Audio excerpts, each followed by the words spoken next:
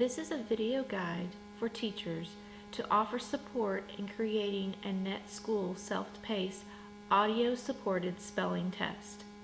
The first thing that you would need to do is utilize the Audacity that, if you haven't already downloaded, you can find in your control panel of your programs, that you can get programs from your control panel. Once you have that downloaded, then you can click on Audacity and record your files. Each word needs to be recorded separately.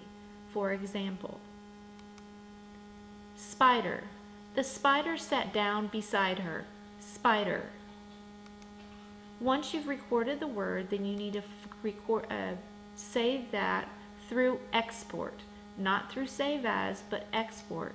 The reason that you need to do export is then you can save the file type, and you have several choices, but this particular case, for this type of quiz, you need to save it as an MP3 file. Then you'll name the MP3 file whatever the file name you choose to name it.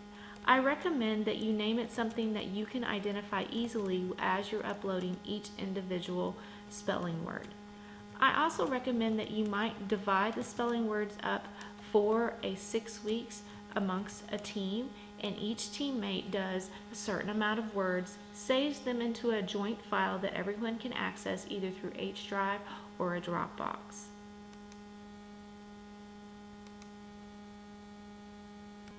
Once you've gone to your NetSchool page and you've logged in and you've turned your editing on, then you need to go to your settings. You can find your settings either over to the right in the column, or you can also go over to settings if you have them docked over to the left over here. You're going to go down to Question Bank and click on Question Bank and go to Questions. Now, it's going to show you a question bank that you have here. And what you're going to do at this point is you're going to create a new question.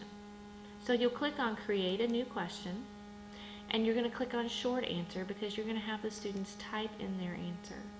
You'll click Next after you select Short Answer. And then you're going to put in the question name.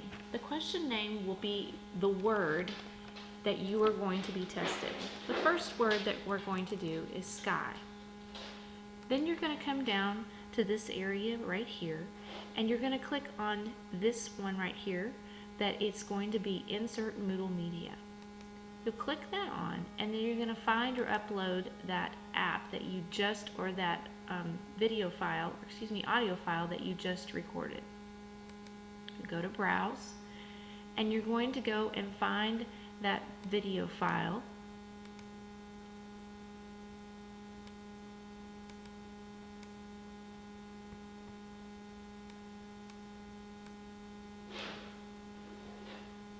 Audio file here. Now, I had forgotten to identify this one file here that it was sky, but I remember that. However, it would probably be best if you have the spelling word in the file somewhere so that you can identify it with ease. I'm going to double click on that, and then I'm going to click Upload this file.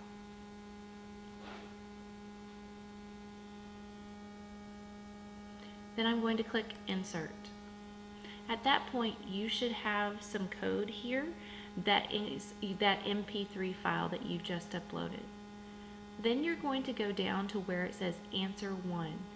In Answer 1, you're going to type in the correct spelling of the word, in this case sky, and you're going to give it a grade of 100%.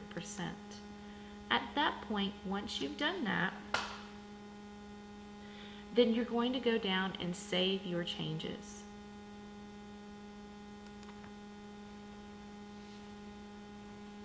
Once you've saved your changes, then the next thing you're going to want to do is continue to do that until all the words that you want to have entered have been entered. This is going to create for you a question bank. Now, once you've done that, then you need to go back to your original NetSchool page.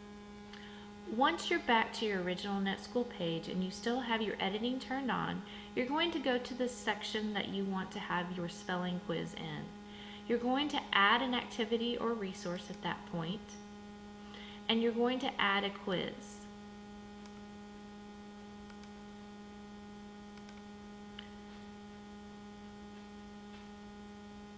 When you've added that quiz, you're going to name that quiz. You can name it anything you like, but I'm going to name it as week 7 because the words that I'm going to be inserting come from week 7 words. You could also add more information if you wanted to, but that's not necessarily. Once you've labeled that name to the quiz, you can ignore all the other stuff that's here. And then you're going to click on Save and Display. When you click on Save and Display, it's going to say that there are no questions that have been added. You'll click on Edit Quiz,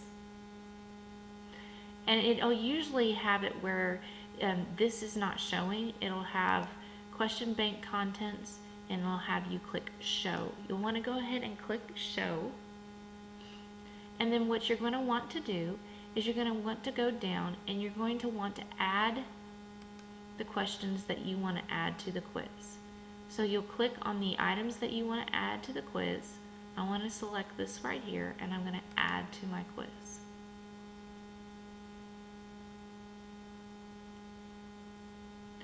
At that point, you should be ready to go. So at that point, I'm going to go back to my original page. Once I go back to my original page, I'm going to turn my editing off, but I'm going to go to my settings and I'm going to switch my role to student. I want to go and check how things are working as a student, so I'll switch to student and then I'll scroll down to where the quiz is that the student would take. I'm going to click on the quiz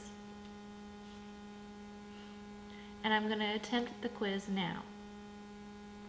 Up here you'll see where there is the little file. They'll click on the play button. Sky. The sky was dark with rain. Sky.